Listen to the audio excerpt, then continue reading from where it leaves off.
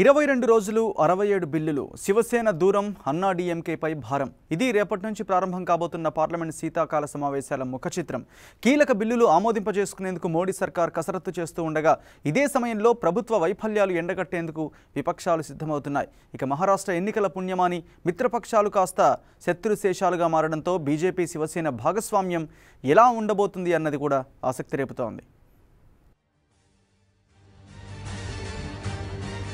సోమవారం నుంచి పార్లమెంటు శీతాకాల సమావేశాలు ప్రారంభం కానున్నాయి. డిసెంబర్ 23 వరకు సుమారు నెల రోజుల పాటు ఈ సమావేశాలు కొనసాగనున్నాయి.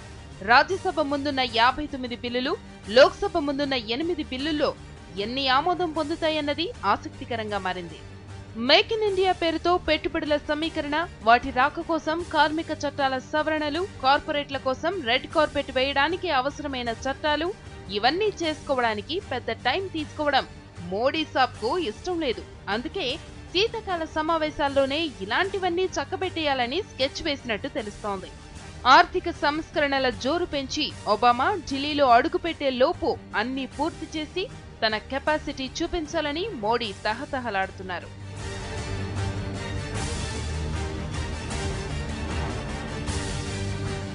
హెచ్ఐవి నియంత్రణ నిరోధక బిల్లు, మానసిక ఆరోగ్య సంరక్షణ బిల్లు, పరిశ్రమల సవరణ బిల్లు, బాలల వెట్టి చాకిరీ నిర్మూలన బిల్లు సహా మొత్తం 67 బిల్లులు పెండింగ్ లో ఉన్నాయి. వీటిలో కనీసం 30 బిల్లులకైనా లైన్ క్లియర్ చేసుకునేందుకు ప్రభుత్వం పక్కా స్కెచ్ తో సిద్ధమవుతోంది. పెండింగ్ బిల్లుల్లో కొన్ని స్టాండింగ్ కమిటీ పరిశీలనలో ఉండగా వీటిని సైతం పట్టాలెక్కించేందుకు కసరత్తు చేస్తోంది.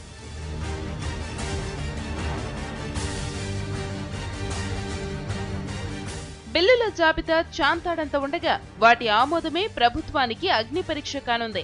లోక్సభలో పూర్తి మెజారిటీ ఉన్నప్పటికీ రాజ్యసభలో సంఖ్యాబలం తక్కువగా ఉండడం అధికార బీజేపీకి ఆందోళన కలిగిస్తోంది.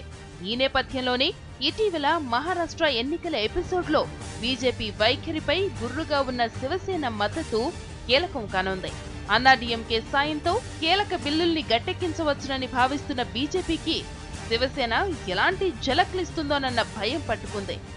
మహారాష్ట్రలో పొత్తు చెడినా అది రాష్ట్ర విషయమని, కేంద్రంలో మాత్రం భాగస్వామిగా ఉంటామని శివసేన నేతలు చెబుతూ ఉండడం అధికార పార్టీకి ఊరటనిస్తోంది.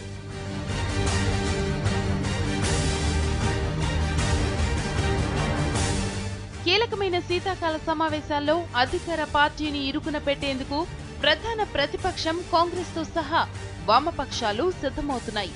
బ్లాక్ మనీపై నిలదీయాలని కాంగ్రెస్ చూస్తుంటే కార్మిక చట్టాల సవరణతో పాటు నిత్యావసరాల ధరలపై నిలదీయడానికి వామపక్షాలు సన్నద్ధమవుతున్నాయి. మొత్తంగా ఈ సమావేశాలు ఎలా సాగుతాయన్నది సర్వత్రా ఆసక్తిని రేపుతోంది.